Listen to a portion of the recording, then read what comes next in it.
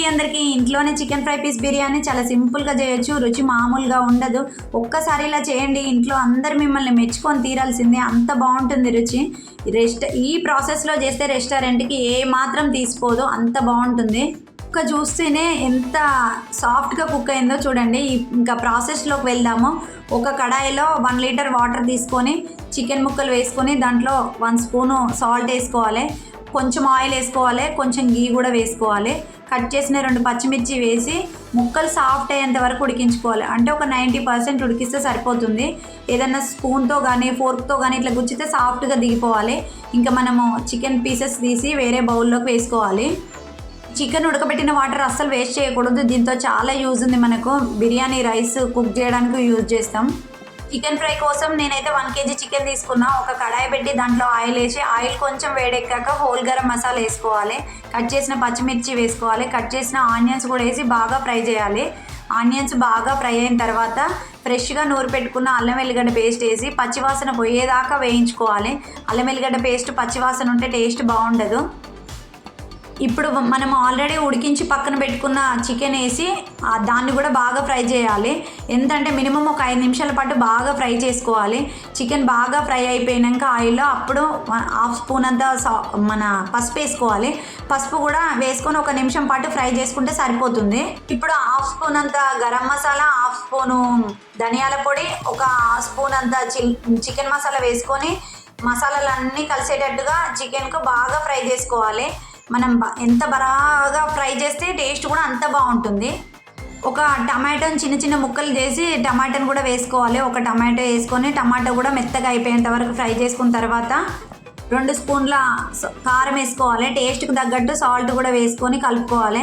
ఒక 10 నిమిషాల పాటు ఉడికించుకోవాలి. 10 నిమిషాల తర్వాత కరివేపాకు వేయాలి.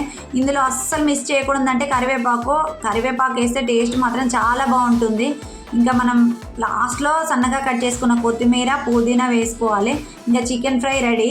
ఇప్పుడు మనం రైస్ కోసము ఒక మందం గిన్నె తీసుకోవాలి. బిర్యానీ కోసం ఎప్పుడైనా ఆయిల్ కానీ గీ కానీ వేసుకొని ఆయిల్ కొంచెం వేడెక్కిన తర్వాత కట్ చేసిన పచ్చిమిర్చి, కట్ చేసిన హోల్ గరం మసాలా వేసుకోవాలి. అల్లం వెల్లిగడ్డ పేస్ట్ కూడా వేసుకొని పచ్చివాసన పోయేదాకా ఫ్రై చేసుకోవాలి. కరివేపాకు వేసుకోవాలి, కొత్తిమీర, పుదీనా అన్నీ గుప్పెడు వేసుకోవాలి.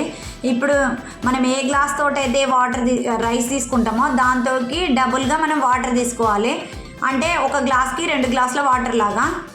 ఇప్పుడు మనము ఎసరు పోసేటప్పుడు ఒక గ్లాస్కి 2 గ్లాసులు అని చెప్పాను కదా, ఒక గ్లాసు అయింది నాకు ఇక్కడ చికెన్ ఉడకబెట్టిన వాటర్. అది ఉడకబెట్టిన వాటర్ ఒక గ్లాస్ పోసుకోవాలి. మిగిలినవి సరిపోవు కాబట్టి ఇంకొక ఆ గ్లాస్ అన్నీ నార్మల్ వాటర్ పోసుకోవాలి. మనము సాల్ట్ వేసేటప్పుడు చూసుకుంటూ వేయాలి. ఎందుకంటే చికెన్ ఉడకబెట్టినప్పుడు మనం ఆల్రెడీ సాల్ట్ వేసినాం కాబట్టి కొంచెం చూసి వేసుకోవాలి. ఇంకా ఎసరు బాగా మసిలిన తర్వాత మనము 1 అవర్ నానబెట్టుకున్న రైస్ కూడా వేసుకోవాలి. ఇంకా రైస్ మంచిగా ఉడికిపోవాలి.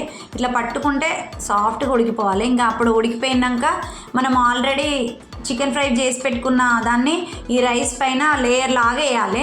వేసి క్యాప్ పెట్టేసి దమ్ముకు పెట్టేసేయాలి.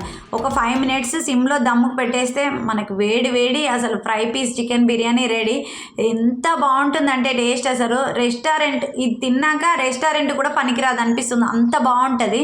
ఈ చికెన్ ఫ్రై పీస్ బిర్యానీ తిన్నవారు మిమ్మల్ని మాత్రం మెచ్చుకోకుండా పొగడకుండా ఉండలేరు, అంత బాగుంటుంది టేస్ట్. ఏ మాత్రం ఎక్కడ తీసిపోదు.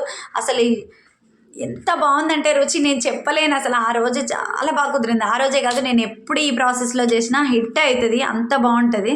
చికెన్ ఫ్రై పీస్ బిర్యానీ కావాలంటే దానికోసం ఏదో స్పెషల్గా మసాలా నూరాల్సిన అవసరం కూడా లేదు. మన ఇంట్లోనే ఉన్న వాటితోటి హైజీనిక్గా ఇంట్లోనే చేసుకోవచ్చు. మీరు కనుక ఎవరైనా ఈ ప్రాసెస్లో ట్రై చేసి ఉంటే కమెంట్ చేయండి. టేస్ట్ ఎలా ఉందో తప్పకుండా కామెంట్ చేయండి. ఇంకా మా ఇంట్లో మాత్రం అందరికీ చాలా బాగా నచ్చింది. అందరు కూడా మనం చేసినంతసేపు కూడా ఉండలే, చేసిన వాళ్ళకు కూడా మిగిల్చకుండా తిన్నారు, అంత బాగుంది. కనుక నా వీడియో నచ్చితే లైక్ చేయండి, షేర్ చేయండి, కామెంట్ చేయండి, తప్పకుండా సబ్స్క్రైబ్ చేయండి. చాలామంది చూస్తున్నారు కానీ సబ్స్క్రైబ్ చేసుకుంటలేరు. సబ్స్క్రైబ్ చేసుకుంటేనే కదా ఇంకా అందరికీ తెలుస్తుంది, రీచ్ అవుతుంది. ఓకేనా, బాయ్.